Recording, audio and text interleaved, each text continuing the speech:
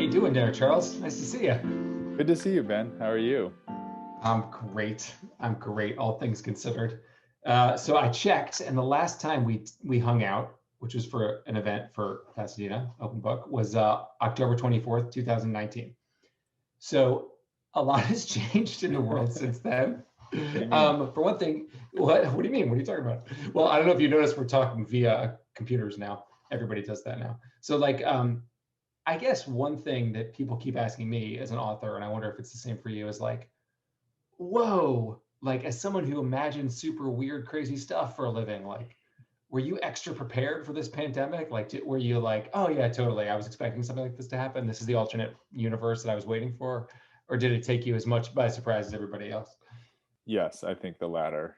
I, it, I'm not the first person to say this, I think, but it just makes me uh, feel like I can't write fiction as well because, you know, reality's just outpacing fiction. I mean, we had that Totally. first with our previous president, and then in this pandemic, it just you know outdoes my imagination. Totally. And do you have any interest in writing about this? Like, do you find yourself gravitating as you think about your next book? "Oh, I'm going to write something about a pandemic or like viruses, or are you just like, forget it, I'm not interested? I don't know. It seems so big. It seems like I would need a little bit of distance or perspective to even think about that. On the one hand, it's like I literally can't imagine trying it, anytime soon or maybe ever. On the other hand, it's hard to conceive of it not affecting the writing in some way. You know what I mean? I mean, I don't know how you feel about that, but that's sort of like the Yeah. tension. I feel like I don't want to write anything realistic for a long time because, as you say, it feels like the reality has become so bizarre right now and so unimaginable that the idea of trying to create a sense of this reality in fiction seems almost impossible. It makes me want to write something that's set like in the far, far future or in some historical period or in like interior Chinatown, a kind of a quasi-realistic world where you don't have to worry about, you know, verisimilitude or whatever they call it. So, okay, let's talk Mm. about Interior Chinatown, which, by the way, congratulations on winning the National Book Award. That must have felt nice. Here's my Thanks. question about that. Your kids are around the same age as my kids. How old are your kids? 13 and 13. 11. Okay, so mine are 14 and 12 and 9. Were your kids like, wow? I mean, were they just like, what's for lunch? Like, is there? Do you even get a moment? Do you even get a moment of them being like, you're amazing, Dad, or is it just like, do they just plow through it?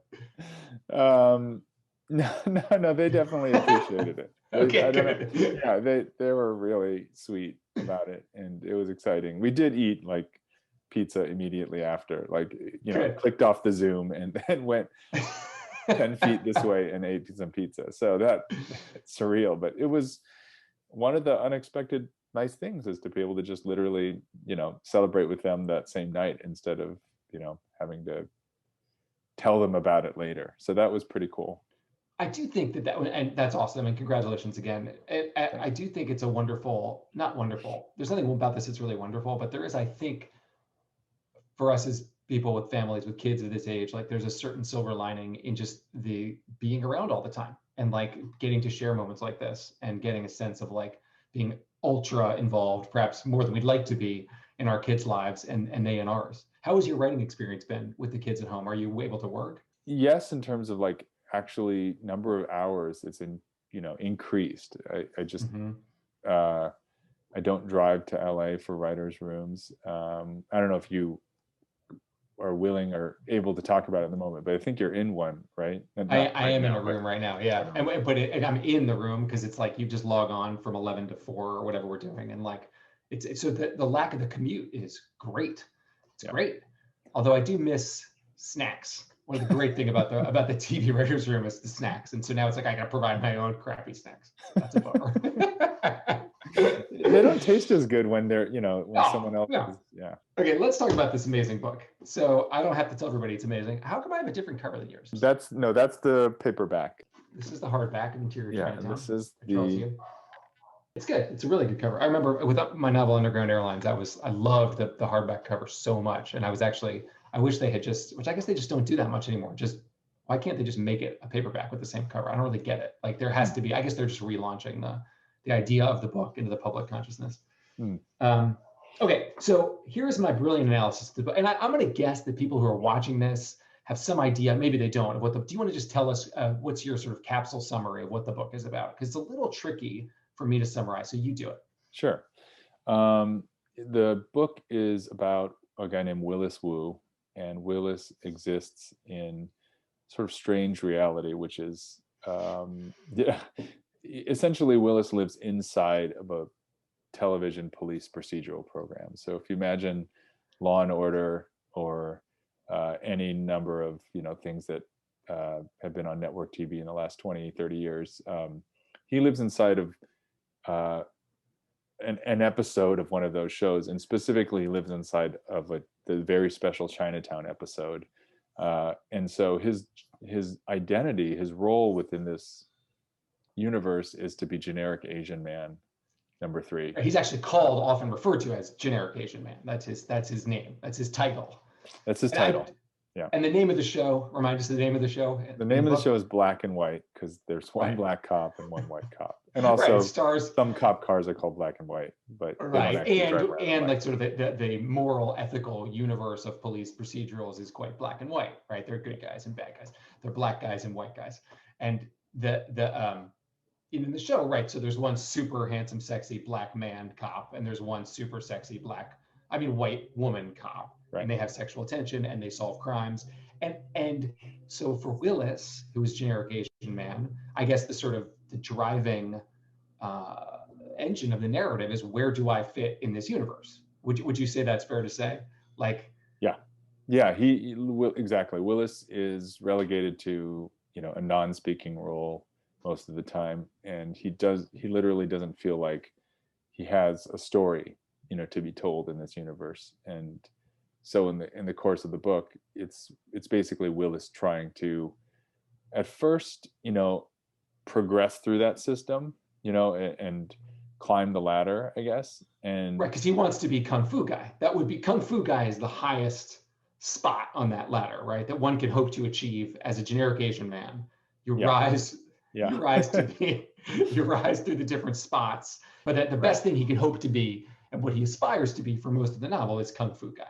Right. That's sort of his terminal degree, or his the highest rank that he can attain as an Asian dude in this ecosystem is Kung Fu guy.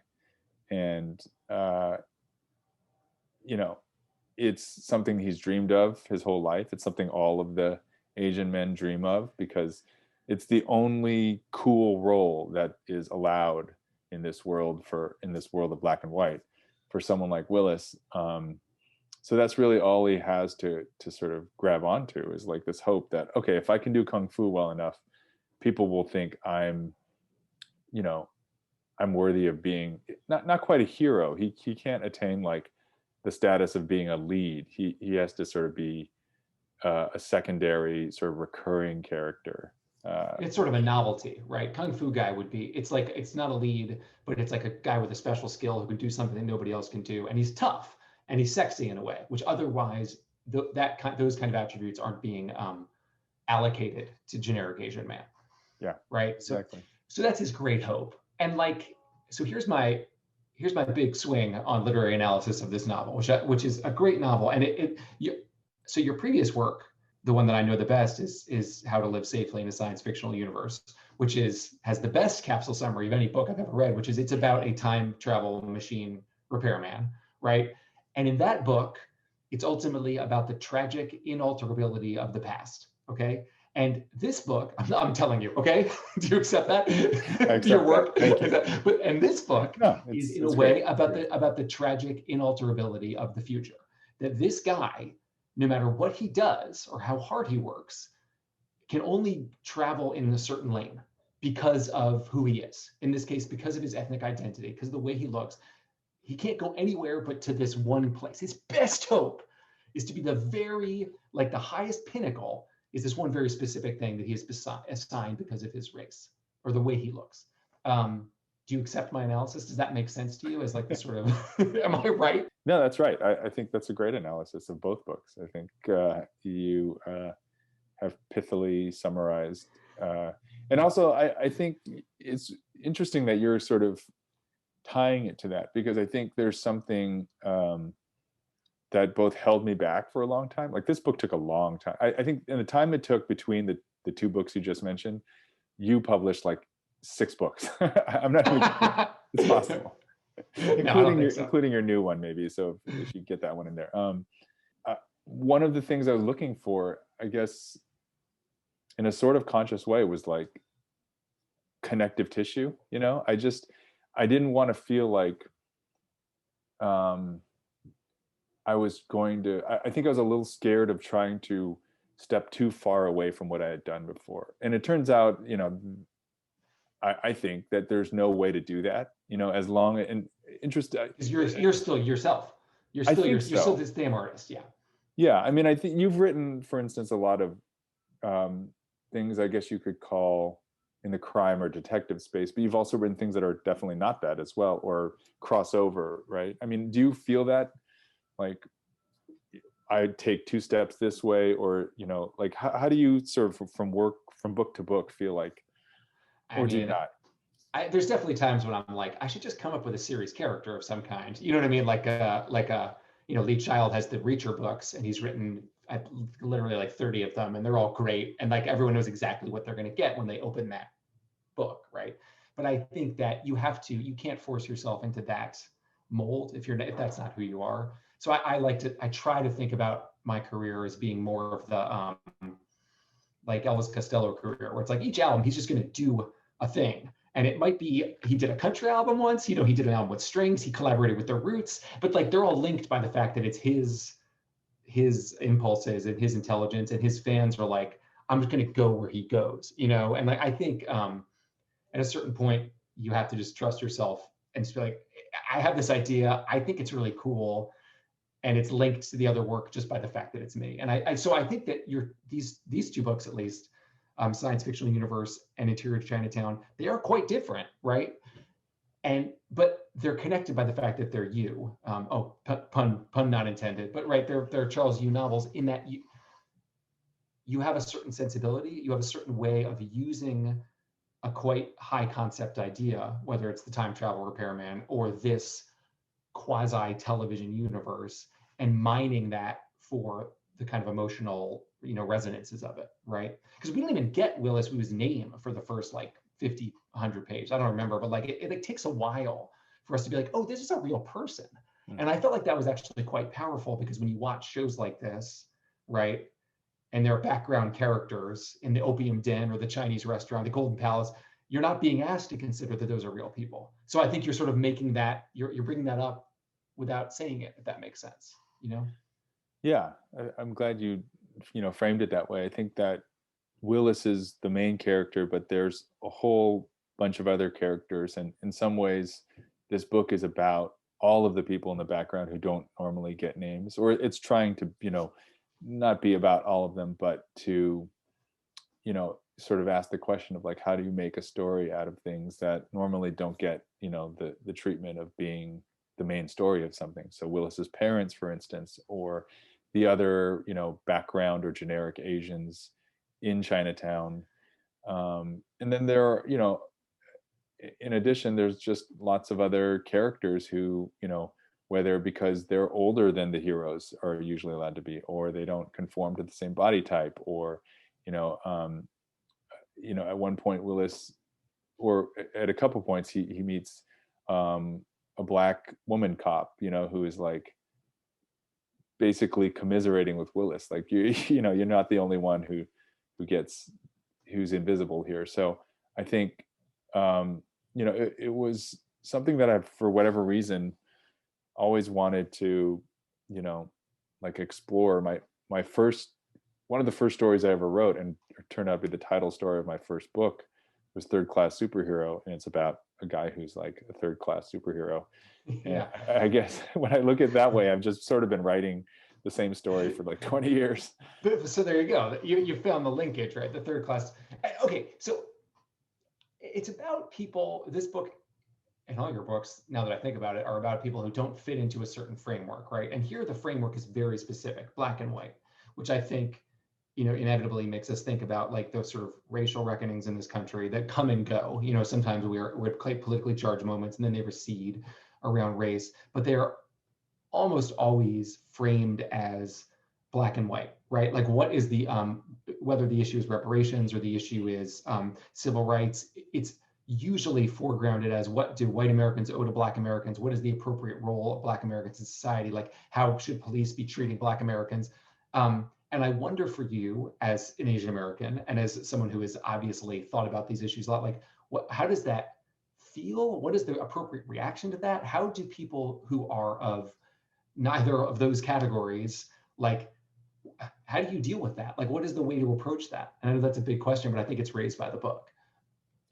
Yeah, it is a big question that I am, both obviously tried to, get into a bit by writing a book about it, but also had and have quite a bit of anxiety about, anytime I open my mouth, I'm like, well, am I going to say something am I quickly going to find myself in a more deeper part of the pool than I want to be in? And so part of my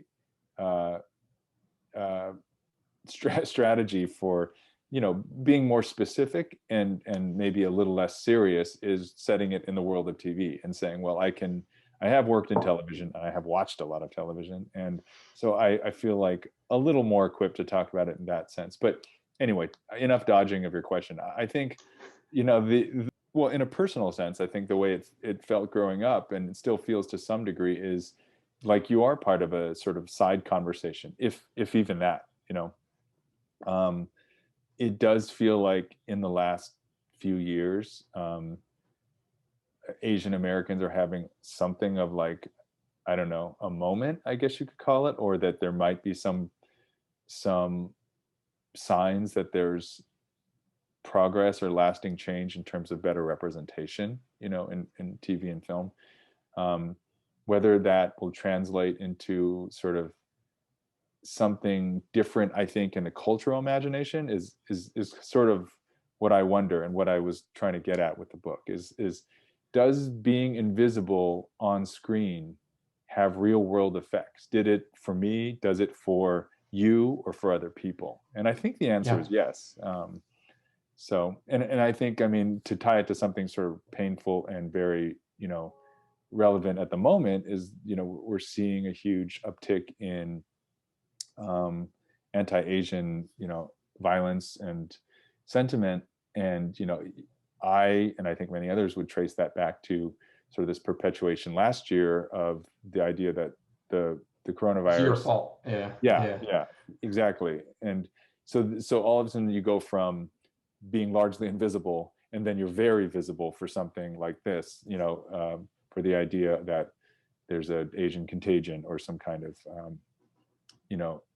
some kind of association there. So I think that in a nutshell really encapsulates like my experience of it, which is you're mostly invisible most of the time, and then my Asianness is felt by me or others in sharp relief a very small amount of the time. But when it does, it's usually accompanied by an acute self-consciousness, or there's maybe something negative attached to it, like coronavirus. Yeah, I was wondering about that. I guess even just in the last couple of weeks, it's been a spate of these terrible attacks. It's like it's brutal. I mean, it's brutal. And like, I've reflected often on how the conversation around race in this country can be as it should be, certainly as it should be. Like there needs to be an ongoing conversation about African Americans, but then the country is also, it's such a diverse country, and there's so many people who don't fit that kind of the black and white mold as you establish it in the book. So so let's talk about TV in general. I wondered if the kind of weird metaphorical universe that you build where they all live inside of this television program, was that something that was there from the beginning, or was that an idea that you arrived at as you were writing? Just as a craft question, how deep in were you before you realized, oh, this whole thing is set inside of Chinatown, or this quote unquote Chinatown? Yes, both of those things. The short answer is, or the short-ish answer, I think I'm incapable of giving an actually short answer, but it's like, I had the idea, and then only later did I realize that I didn't know how to execute it fully. I don't know if you've ever found yourself in this situation with every day, every day, every day. Someone who's written the high concept. Well, I wouldn't say that I think you pull it off elegantly in your books, but I think this one just felt like, oh, Willis is background Asian. Okay, he's a TV, he's a bit player. I get it. So he lives in a TV show. Okay, that means that I get to write this kind of jumping in and out of his role. I get to have this kind of framework of a script. Yep. And only later did I start to get bogged down and like realize that there were logical or other kind of within even like what are the rules of this world, right? You've created these problems. Yes. Yes. Yeah, so people my editor and agent were reading drafts and they were like excited, but also they started to doing their job well, which they do, poke holes in it and go, well, what does it look like when Willis goes 10 steps this way? Are we looking at facades? Are there gaffers? Like what's going on here? Right. And I think the answer to that, the way that it reads, is that it really remains within the world. Like you don't get a sense of exteriority and you don't see really stagehands walking by. We are in this, his consciousness is, this is my world. Even as, not to spoil anything, but at certain points in the book, it's almost like there are other TV shows that he is able to move laterally into. And I thought that was beautifully done, by the way. And I like that you sort of expanded. It's almost like there are other channels on. And if you're just on a show on one channel, you might not even realize there are all these other channels that you could be on. It's sort of, the whole thing is a metaphor for life, as all great fiction should be. And like, there's this wonderful sense of I was struck by it as, at first it feels like the TV show is a metaphor for his Asianness and the sort of limited opportunities for him as an Asian, as perhaps an Asian American might feel. But it's also just about identity in general and how all of us feel like we're stuck inside of ourselves, this personhood, and the only future we have available to us is the future that this person's going to have. I don't know. I was very moved by just the questions of identity you raised overall in the book, putting aside the television stuff and the fact that it's Chinatown or not Chinatown. Does that make sense? Like, it's about being a person. Thank you for saying that. I think that's like on the deepest level what is interesting. Before any of this, what's the thing inside that's saying, who am I? Where am I? What's going on? Why do I have this weird, body around me? And the idea of playing roles even just as a self, like as a son, as a husband, or as a partner, and as a dad, like what are all these roles I play, and how do I sometimes not quite fit in that role, or does that role feel like it doesn't fit me? I don't know if you've experienced this in your every day. I feel like all great fiction is just like, it's all about one thing, which is like, it's hard to be a person, and it's like, it's weird to be a person. And like this kind of book, which like this sort of fairy tale is the wrong word, but the kind of fabulous quality to it, it allows us to think about that question in a way we don't usually think about it. Like this sense of being a person or a self, but he is trapped in a constructed universe, and he himself feels like a construct. But like sometimes we all feel that way. Like you can't believe this is really me. I don't know. Have you read Kelly Link? Do you know her short stories? Yeah. There was highly recommended, by the way, the viewers at home, Kelly Link. But like a little bit of what you're doing here had that feel to me, although she tends to be quite darker. But there's a sense here of like, what is this world? Where am I? And it's disorienting, but at the same time, you feel oddly immersed in it. I think it's just a very powerful quality. Okay, I have a couple more things I want to talk to you about. I don't want to forget about. Another craft question. You wrote this book in second person, right? Yeah. So you are addressing the reader, and I just wondered, I've never done that, and I wondered what was the thought process there? Was there a thought process, or did you just stumble into that? The thought process was a lot of stumbling. It was like, okay. I tried it in first, it didn't work. I tried it in third, it didn't work. And then for a few months, I had this very specialized form of procrastination where I would just spend the whole day switching it from first to third and back. I love it. Okay. Yeah. I love it. And just knowing that was futile, but not knowing what else to do. And then a voice in the back of my head was nagging at me, like, try second person. And I was like, don't do that. Don't do it. Why would you do that? You're already asking readers to buy into a book that's going to be set in Courier font, like don't put in second. But it was the one that worked, I think, for a couple of reasons. It sounded right to me. And I think only after did I sort of realize, without spoiling it, why it sort of works in terms of the narrative logic of what's going on with Willis. And I think I hope what it does, it puts the readers very much inside of Willis's consciousness, which is what I was hoping to do. I totally. Great. I love it. I loved it. I want to ask you about your dad. And I'm asking because I feel like both with this book and with Science Fictional Universe, fathers and sons are important, I think. And in terms of ethnic identity, in terms of like the role that fathers play in our lives, the fact that you're a father. And I just wondered tell me about your dad, if you don't mind. Like, I'm curious about your father, and what role do you think he played in making you who you are as a writer? Because he's in these books. I can feel his presence. I don't know anything about him, but tell me about him. Well, yeah, he's a really dedicated, hardworking, loving dad who also, for lots of years of my life wasn't around a lot because he was working so much. He was an engineer. He worked in aerospace for his whole career, basically, like 40 years in Southern California. So he immigrated from Taiwan in the 60s. Okay. And I think, like a lot of immigrant kids, I have this weird experience of my dad grew up in like literally a different world. Like when he was born, it was 1939. Like there are water buffalo walking around in Taiwan, and now, like we're Zooming with each other. That's what's happening now. So I think he does figure pretty largely in a lot of my things, and I guess I haven't tried to unpack why exactly, but he looms large. I think he's a quiet, generally quiet guy when I was growing up, less so now. And I think as the older I get, I think the more I sort of realize, a lot of the things that he must have gone through as a dad. So. Oh my God. Yeah. All right.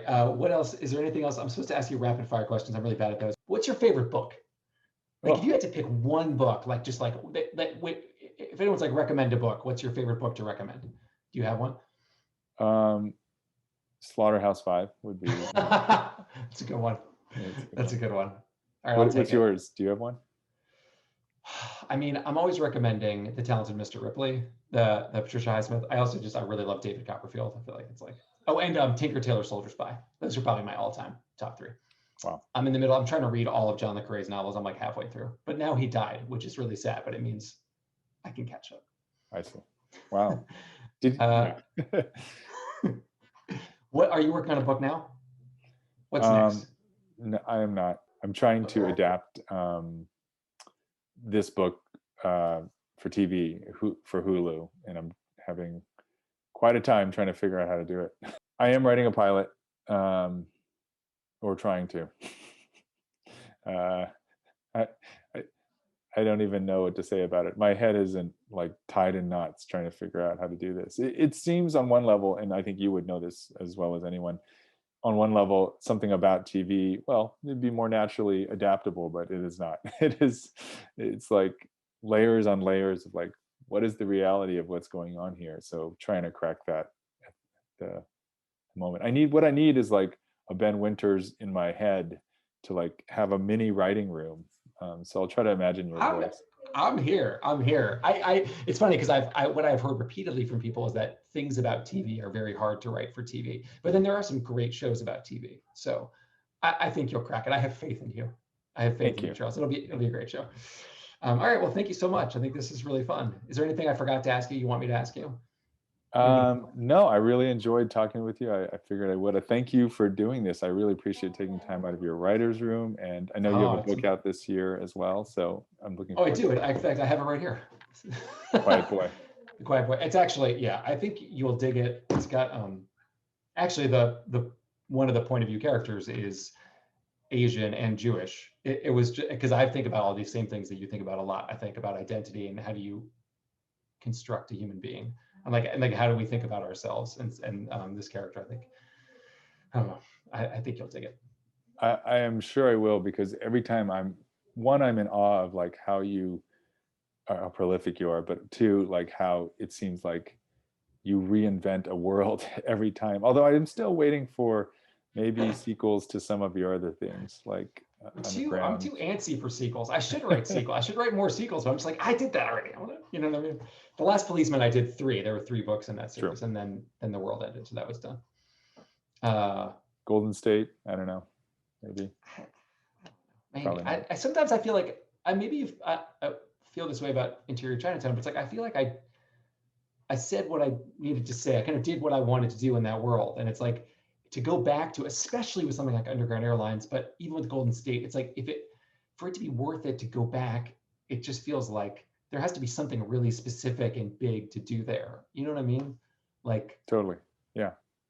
But this isn't about me. This is about you, Charlie. So thank you very much for the time, and I guess we'll talk again, hopefully in reality at some point.